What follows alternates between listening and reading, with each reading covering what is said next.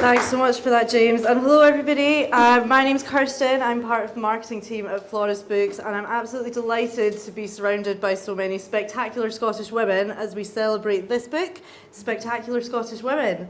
These are the stories of 30 women, past and present, who were born in Scotland or chose to make Scotland their home. Women who've beaten the odds, defied the status quo, smashed through any obstacles in their path to achieve their goals. And now that I've got all those cliches out of my system, we are genuinely incredibly proud to be publishing this inspirational collection from former journalist Louise Baillie and hugely talented illustrator Eilidh Muldoon, both very spectacular Scottish women themselves. Unfortunately, Eilidh couldn't be here today, but she will be joining us through the magic of video recording a little bit later. I don't think I need to tell you much more about the book, since many of you are either in it or know someone who's in it, so I'm going to hand you over to the editor of Spectacular Scottish Women, Karen McMurray.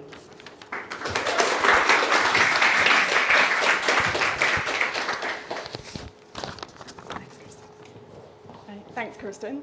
Hello everyone, I'm Karen. I'm one of the editors at Florist, and I've been working with Louise on her wonderful book, Spectacular Scottish Women. When Louise brought the book to Florist, we immediately thought, yes, what a brilliant idea, why hasn't anyone done this before? And I don't know about you, but when I was at school, we hardly ever heard about famous or accomplished Scottish people. And if we did, they were always men. Never heard of Mary Somerville, who's a pioneering scientist, or Sophia Jex-Blake, who's one of the first female doctors in the UK. It's been a privilege to work with Louise to tell the stories of these incredible women and bring them to life for young readers. But as well as historical figures, we also really wanted to celebrate the women of Scotland who are doing amazing things now. And we found out there were a lot of them. And it is really exciting that after years of Louise's research and writing and editing, to see some of our spectacular Scottish women here in real life. Thanks so much to them for coming, and to all of you too. I'm just going to hand back to Kirsten. Thank you.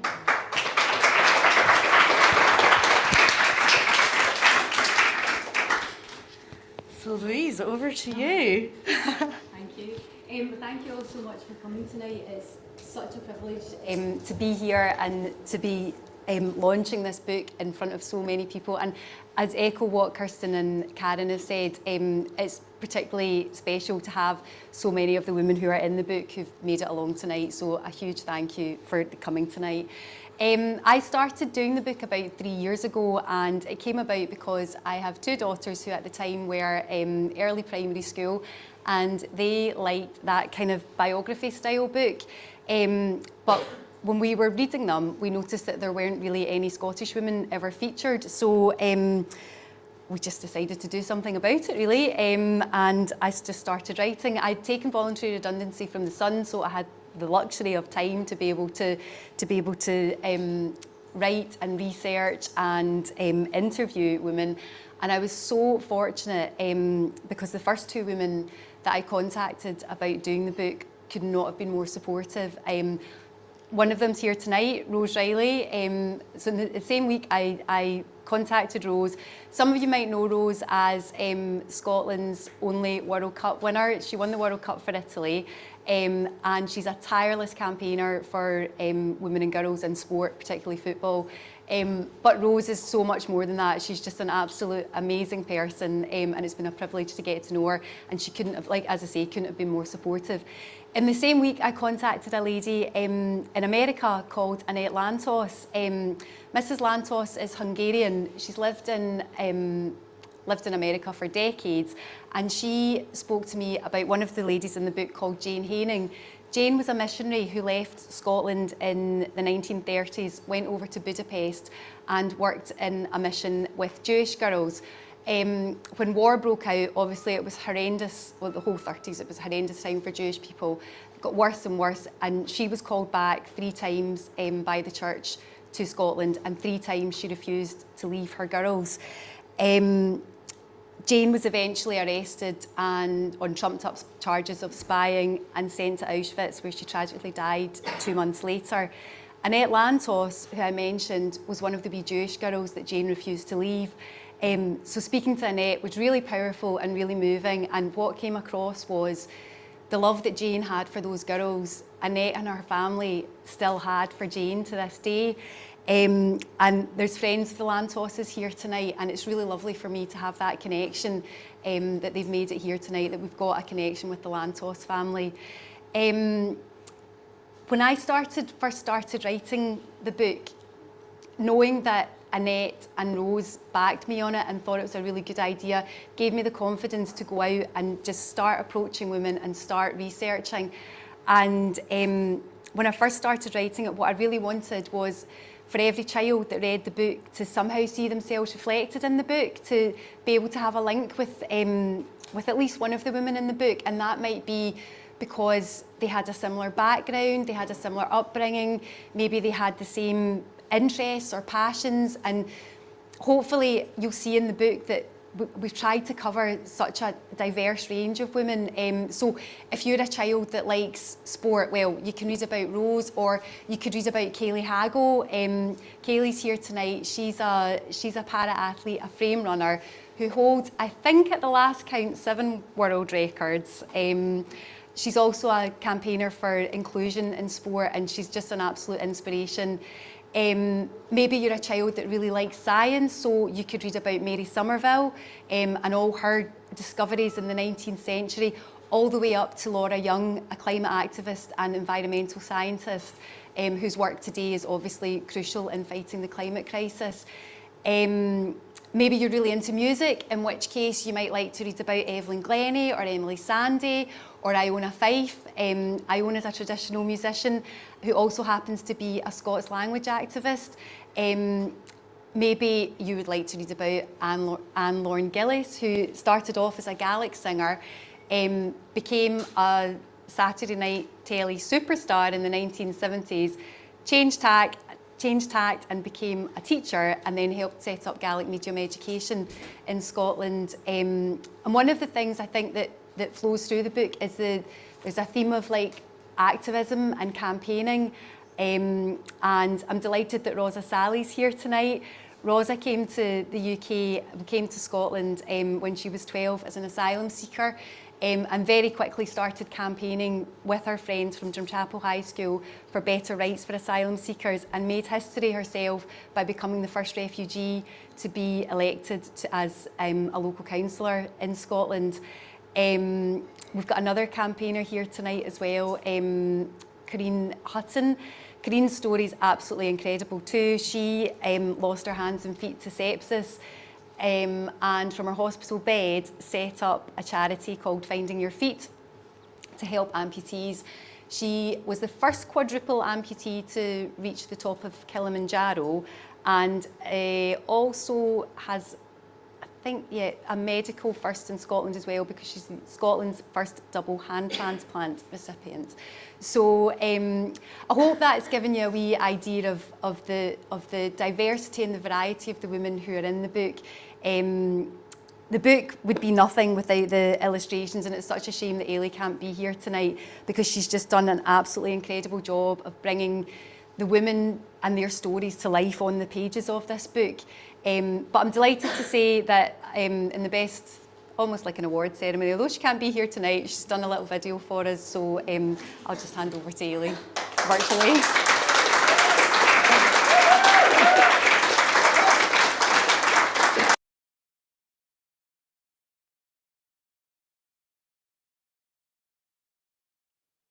Hello, hi everyone. I'm so sorry I can't be there to celebrate the launch of Spectacular Scottish Women with all of you.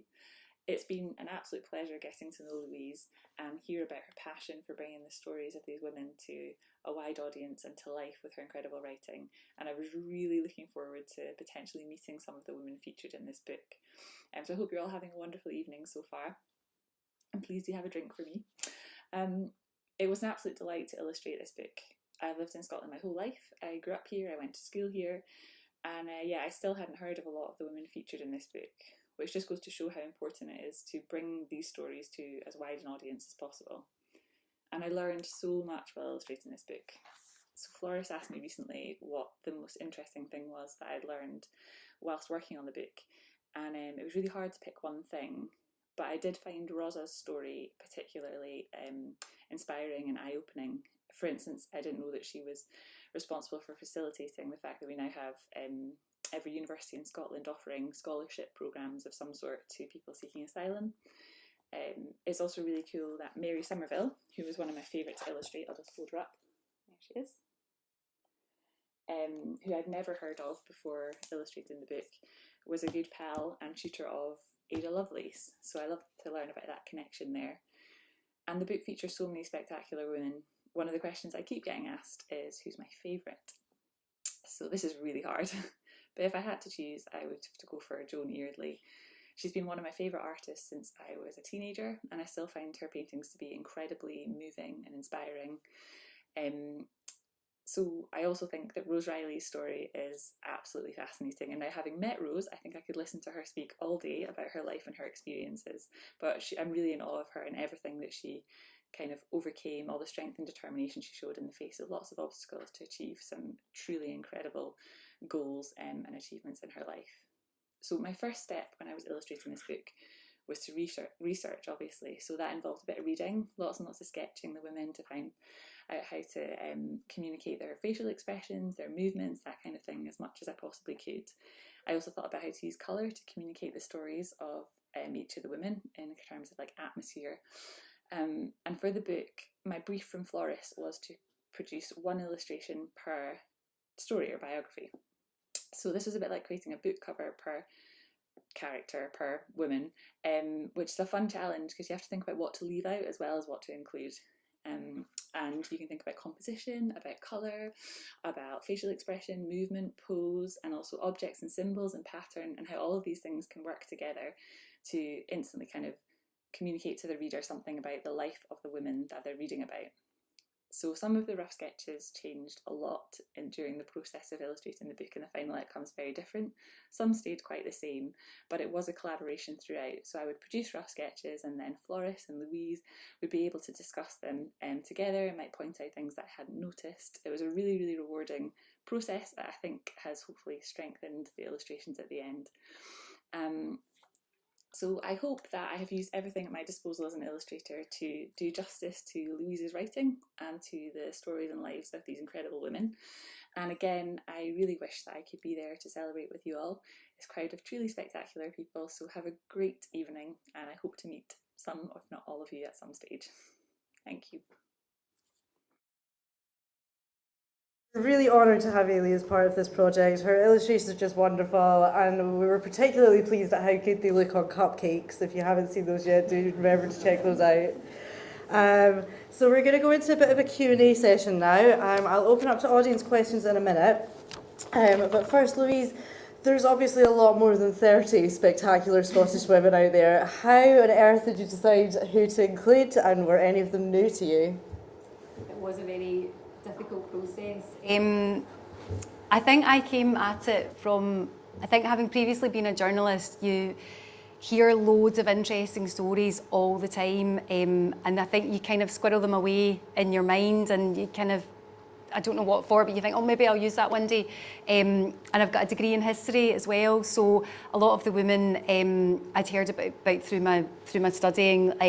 Victoria Drummond, like the UK's first marine engineer, Mary Barber, who fought rent strikes in the First World War in Glasgow. And as I say, I think I've probably heard a lot through journalism as well. So, and as I say, I think it was really just to try and get as broad a representation as possible. So I first went to Floris with 20 names, and then that got changed to 30. And the only one that I hadn't heard of that Floris had suggested was Jeannie Robertson, who was a traveller, and she was a Scots folk singer as well. And her story was actually really interesting, but it was hard to research because there was very little about her online. But that's where the Mitchell Library came into its own, and I spent days in there. They had quite a decent section on her. So, but she was really the only one that I hadn't heard of. Everybody else, it was a combination. That there was my 20, and then we sort of toed and froed over the final 10. So yeah. Amazing. So you talked a little bit about your research there. How did the research for Spectacular Scottish Women differ to your research as a journalist?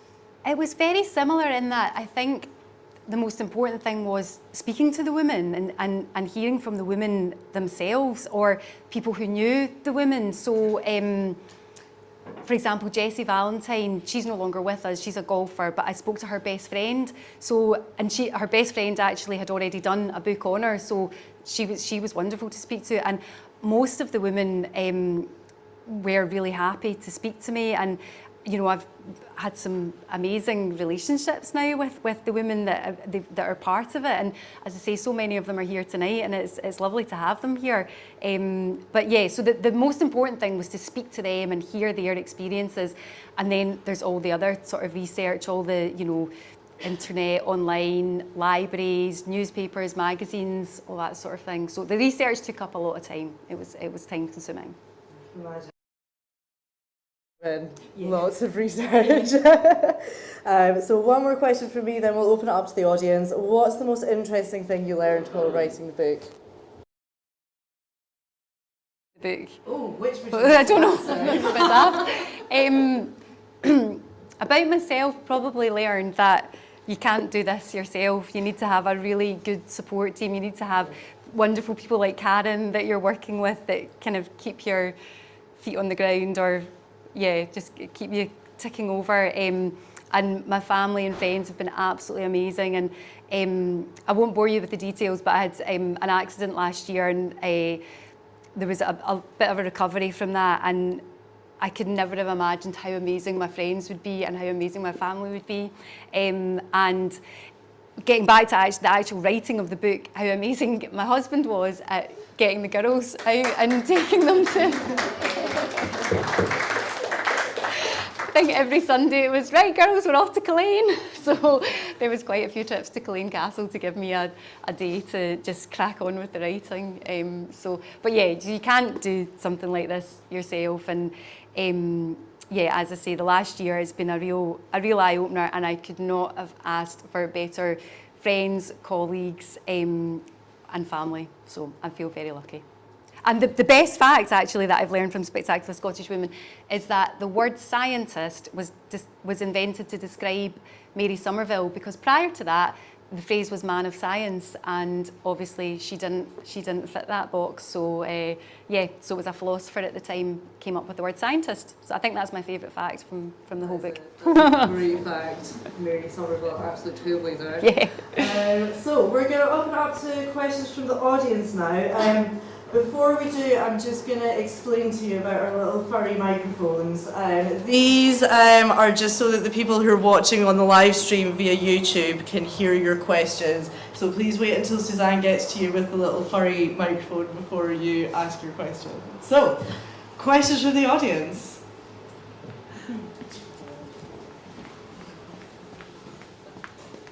Congratulations again on the book, Louise.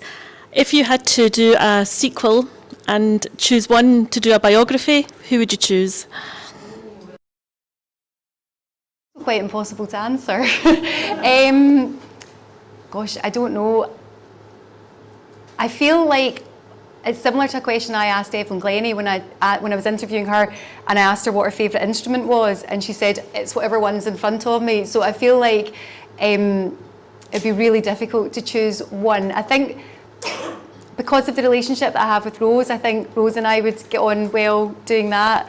But I think any of the women in the book would be well deserved of in fact, a lot of them do have biographies themselves. And I think maybe the Mrs. Lantos, who I mentioned before, she actually would be an amazing biography, even though she's quoted in the book, but she isn't actually a woman in the book. But she would be incredible because she's had this amazing life. Like, after leaving Hungary, she went to America, and her husband was a Democrat senator, and they set up a human rights foundation. So there's definitely an amazing story to be told there. So I think that's my diplomatic answer. But who would you choose?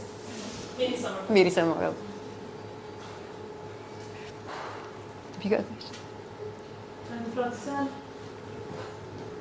Sorry. Making you run. So, wait, apart from Rose Riley, who's your favourite in the book? Oh, that's a difficult question. I don't think I can answer that, Iris. Because they're all spectacular in their own different way, aren't they? Who's your favourite? Rose Riley. I've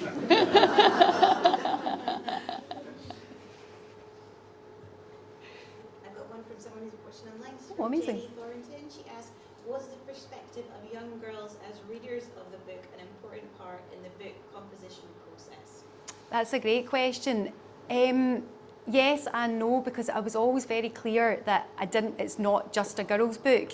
I didn't want it just to be for girls. I want boys to read it. And when we did an event at the Edinburgh Book Festival, there was loads of boys there, and they all loved it. So whilst it's amazing to sing about the women's achievements, I was really keen, and I think Flores were too, that it wasn't just to be seen as a girls' book. So it's a children's book.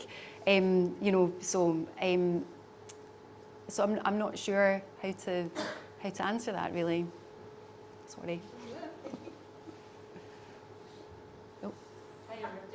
Riley, thank you for the accolades. I would like to change the book, and one of my spectacular Scottish women is now Louise Baillie.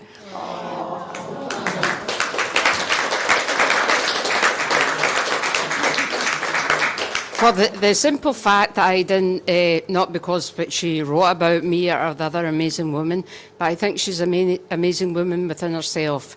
She mentioned her accent just slightly there, but I think it was more than just a small accident.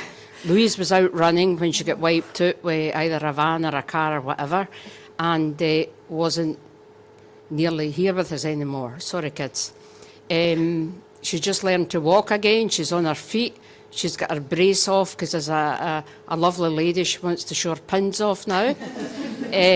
So for me, Louise is an inspiration to everybody in this room, male or female. Thank you. Thank you, Louise.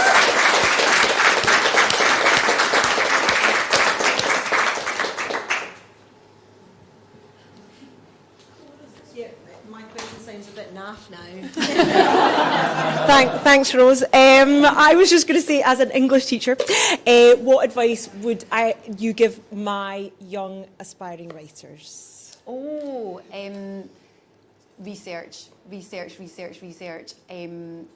think that's always key for any writing. Make sure you know what you're writing about, and if you don't know, then find out about it, and do that in as many ways as you can. I'm sure you're constantly telling your pupils, do not trust Wikipedia, do not trust Wikipedia. Always. So Always. yeah, lots of different sources, but I think probably research is the key, because it's much easier to write about something you know about. And Thank you so much. thank you. Go on if you want. Hello. I just wondered if there's anyone in your planning stages that you would maybe put in a celebrity bracket, like maybe A-list kind of celebs, that were on your wish list but just maybe weren't up for cooperating? But you don't have to say their names or you don't want to. No, everybody kind of was up for it, but the women that I approached were so supportive. They were really, really keen to be involved and really supportive. There was a wee bit of toing and froing about some of the names that were in the book, but I suppose that's probably to be expected. But I think both Flores and I are really happy with the 30 that we've got. But no, the women that I did approach were all really happy to be involved, and it's, as I keep saying it, but it is amazing to have so many of them here tonight. So I hope they're enjoying their night, because they're the stars of tonight. So they're enjoying it.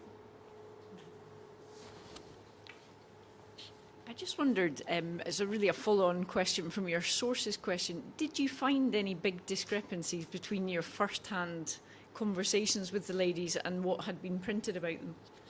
No, not really. And maybe things like dates and things that, and then I would always sort of just, they're easy enough things to check. So, but no, everything all tied up. But it was just a case of, just being so thorough and just making sure that everything was right. Because I think, Karen and I were both quite kind of sticklers for that, weren't we? There was a lot of, no, this isn't, and but this is what this says and this is what that says. So we did get there in the end. But I think with the women, like, nobody knows the subject better than that woman. So yeah, they always kind of, we always sort of deferred to their version, but then that was always very easy to check. So yeah. What's your favourite thing about doing the book?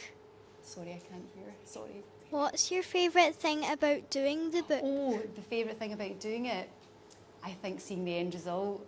I think the day that I got the book through the post and I saw an actual proper book with proper pages and proper pictures and proper words was just so exciting. When it came through the post, it was so exciting. So it felt like, and it was quite a lot. It was a really long process as well. Like, it really surprised me because I come from a newspaper background where, you know, decisions get made really quickly and then, you know, the next day your newspaper's out. So to go from that to then going and working in publishing, it's just completely different. So I think that was my favourite bit, was actually having I just kind of walk about with it all the time now. Yeah, this is my book. When you first started thinking about writing your book, did you know who you wanted to put in your book?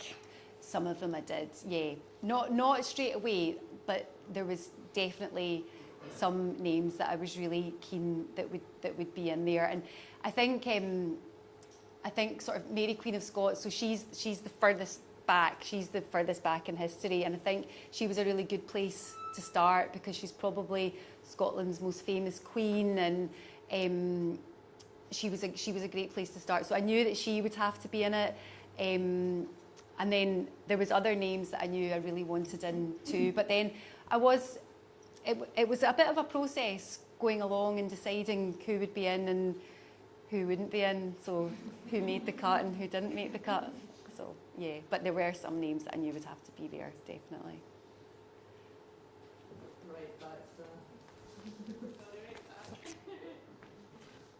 Follow-up question, is there any names that you would have wanted to put in then that haven't made it yet or maybe coming in a second book? I know, well, maybe that's volume 2, isn't it?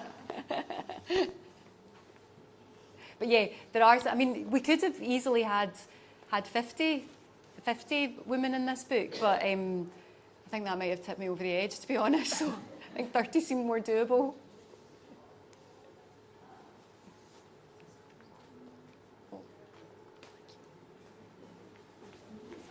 Yeah, Anne.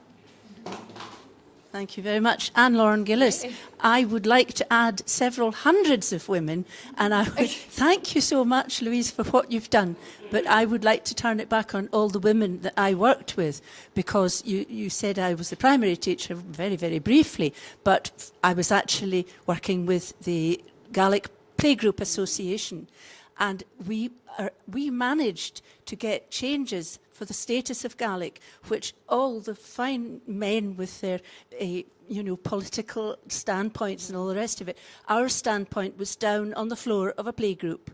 And we could say, we have proved how much we are needing this facility. And it was due to us, the women of Scotland, practically the whole of Scotland were involved, that got the Gaelic playgroup going, then the primary schools, it knocked on from there, and it's now residing not far from here in the Gaelic school. And it's a story which I think probably I'll have to write one day soon. Well, I kept saying to you during this whole process that yours was probably the hardest to write, because how do you sum up your life in 300 words? It was just ridiculous, and I was literally tearing my hair out doing your story, because you'd covered so much and you've had such a varied career, and it was very, very hard. But all the points you mentioned, I did get in the book. I think all those points are covered, so that's something. And can I give it another shout for Eilidh, because I think what she did was absolutely spectacular. I know, she's done an amazing job, she really has, and as I say, she just brings to life the stories and the women on the pages of the book. She's so talented, and and she's just such an amazing person as well. So she's a delight to work with. Any other takers? I think that's us. Going once, going twice. Oh, there's one more.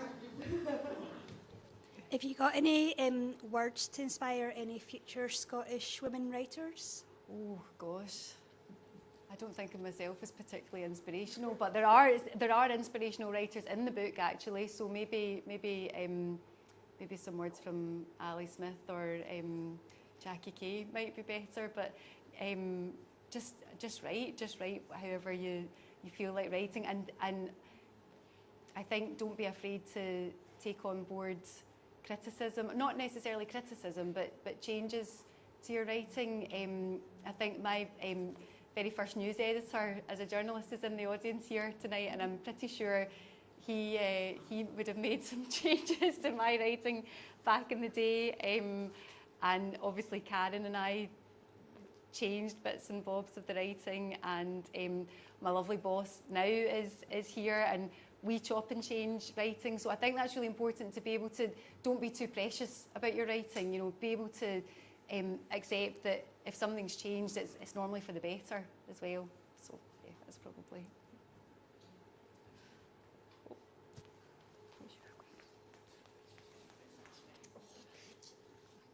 The easiest persons to write, like what was the easiest person in the book to write, like story to write?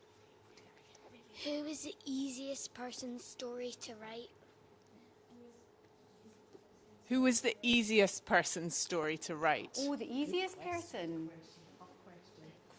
Oh, let me just have a quick look and see if any of them jump off the page at me. That's a good question. Karen, who did you find the easiest?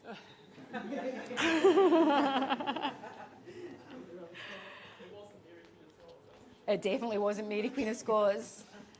Try and find a quote from Mary Queen of Scots. That was a nightmare.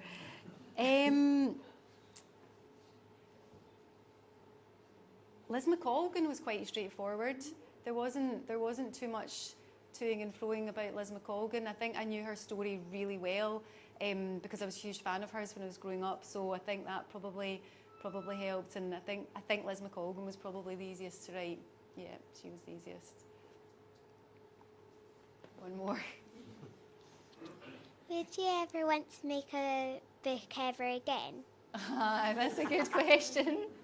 What do you think? Do you think I want to do a book ever again? One time I said no.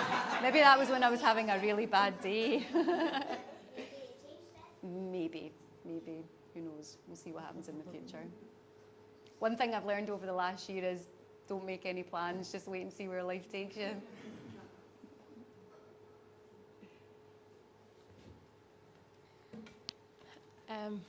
Just want to thank you for writing this book. It's very inspirational for many young people, and yourself, you are inspirational to all the women who are also in the book.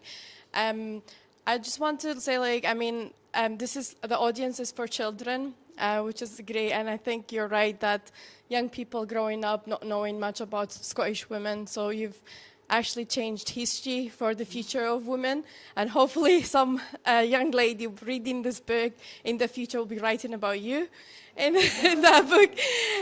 Would you be then writing any other books for not young readers, would be for older people? That's a good question. I don't know. It's genuinely different audience. It's never occurred to me actually. It's, the natural audience for me always was for it to be a children's book.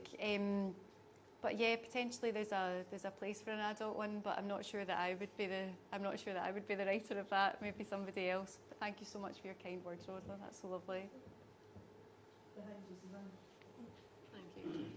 Hi, can I just ask if you have, or if you would, give a copy to Glasgow Women's Library? Do you know, I actually have one on my dining room table that is earmarked for Glasgow Women's Library. There's one there, and there's one for our local library as well. Fabulous. I just haven't got round to I remember getting taking there. my daughters there, and there was never anything about women that was appropriate for them when they were young. Oh, sort right, of, okay. They've primary got a really schoolies. good selection now, Yeah, actually. yeah, they have, They've got a and great this will selection. be But a yeah, I great think addition. it would fit really well there, hopefully, Great. and also our local library too. So yeah, it'd be nice to get it in Great, some thank you.